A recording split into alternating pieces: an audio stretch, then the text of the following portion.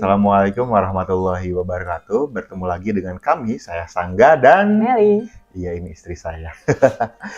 Nah, di video kelima ini kita ingin bercerita perjalanan kami ikhtiar secara medis ya. Karena kita tahu bahwa saya mengidap azoospermia obstruktif, saya mencari banyak sumber dan banyak jalur lah ya penyembuhan. Cari berbagai info lah ya. Iya, dari bagaimana YouTube. caranya menghilangkan azoospermia obstruktif ini. Karena azoospermia obstruktif itu kan pabriknya berproduksi, dalam artian sperma saya itu ada sebetulnya di dalam testis, tetapi nggak bisa keluar. Nah, kan berarti ini ada sesuatu kan yang terjadi di salurannya, betul. Jadi kita cari-cari info dan pada saat itu saya menemukan sebuah video ya. Video dari di Dr. Oz. Ya, mungkin nanti saya akan lampirkan linknya bagi kalian juga yang ingin menonton. Silahkan nanti untuk tonton videonya saja. Dan memang kalau di sana itu dijelaskan bahwa azoospermia obstruktif ini kemungkinan bisa disembuhkan.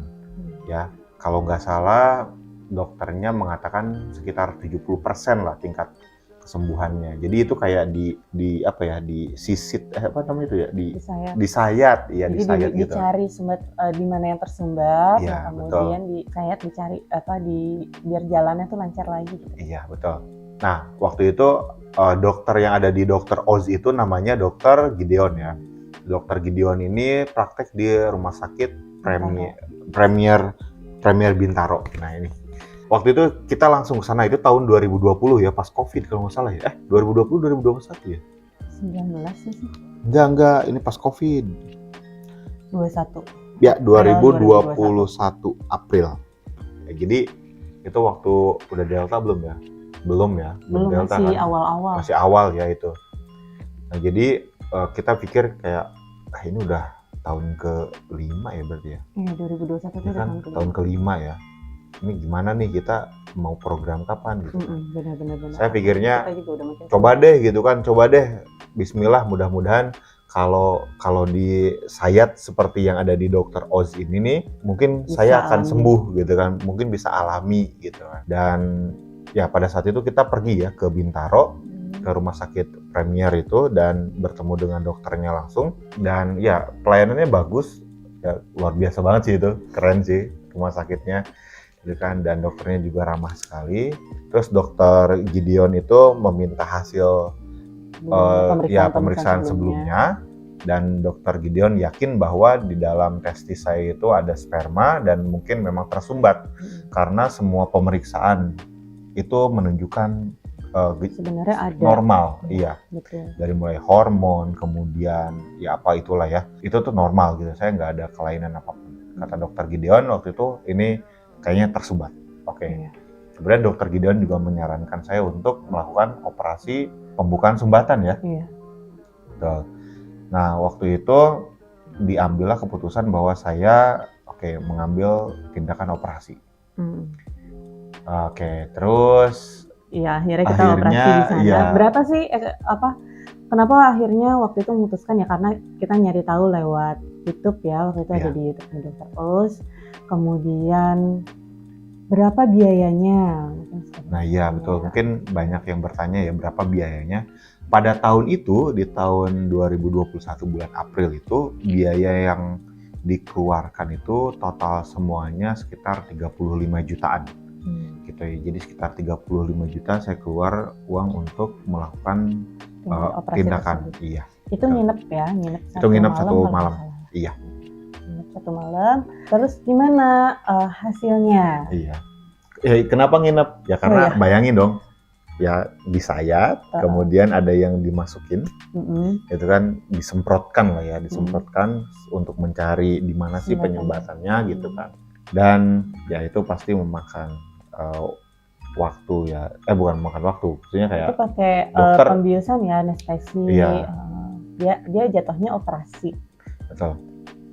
Dan itu operasi sedang atau operasi kecil, butuh rawat inap. Memang itu dibutuhkan rawat inap. Betul. Dan bagaimana hasilnya? Kalau kita lihat hasil yang ada di sini, sebetulnya Ya, ditemukan sperma, betul, ada spermanya, dan kata dokter spermanya terlalu sedikit, dan waktu dicek juga spermanya itu kondisinya tidak begitu bagus, sedikit, tidak begitu bagus gitu kan, dan katanya sumbatannya terlalu dalam.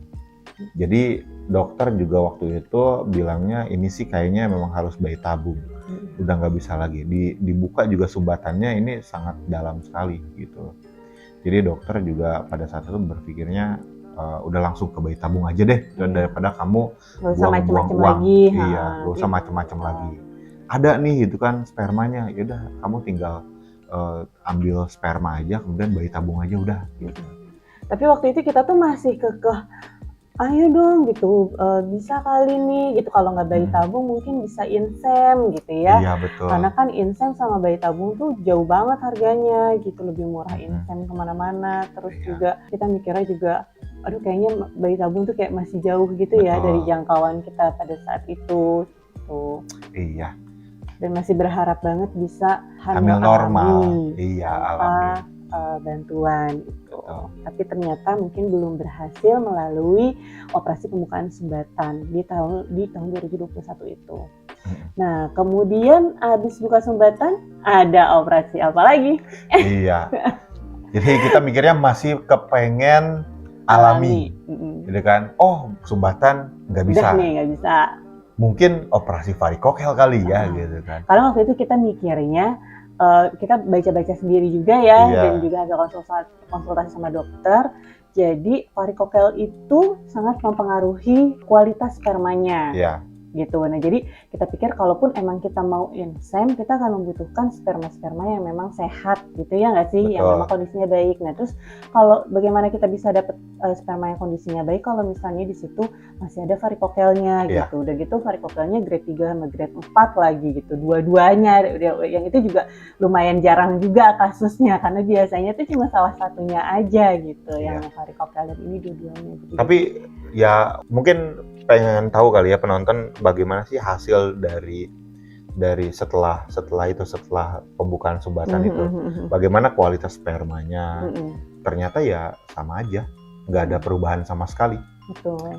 Ketika kita ejakulasi juga spermanya tetap cair dan tetap sedikit, seperti tidak ada perubahan sama sekali gitu. Jadi saya menyimpulkan bahwa operasi pembukaan sumbatan itu ya gagal gitu ya. Gagal di kami.